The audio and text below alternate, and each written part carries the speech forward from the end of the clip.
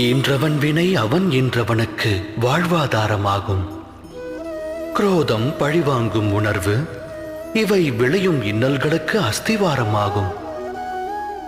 தாய் தந்தையர் சந்ததியர் வாழ்வில் சந்தோஷம் சங்கமிக்க எண்ணுவர். ஆனால் சந்ததியர் வாழ்வு ஈன்றோர் கர்மத்தை அடிப்படையாக கொண்டது. அமிர்தத்தை வழங்க எண்ணலாம். அடிப்படை விதி தவறினால் அது ஆலகால விஷமாகும். தம் சந்ததியர் வாழ்வை தாம் எவ்வாறு உருவாக்கப் போகின்றீர்கள்? சந்ததியருக்கு ஆஸ்தியையும் அந்தஸ்தையும் ஞானத்தையும் வழங்கியிருப்பீர்கள். ஆனால் நல்லவை கெட்டவைகளை பகுத்தறியும் அறிவையும் புகட்டியுள்ளீர்களா? அவ்வறிவல்லவா சந்ததியின் கர்மத்திற்கு அடிப்படை.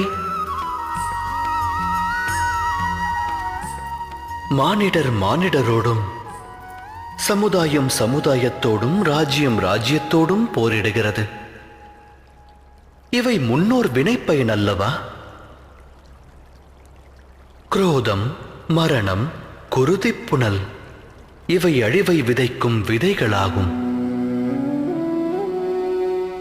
அதை விதைத்தால் தாய் தந்தையர் சந்ததியருக்கு ஜனனத்தோடு மரணத்தையும் பரிசளிப்பதாகிவிடும். அன்பெனும் பிரகாசத்தோடு அழிவெனும் கார் இருளையும் வழங்குபவராவீர்கள்.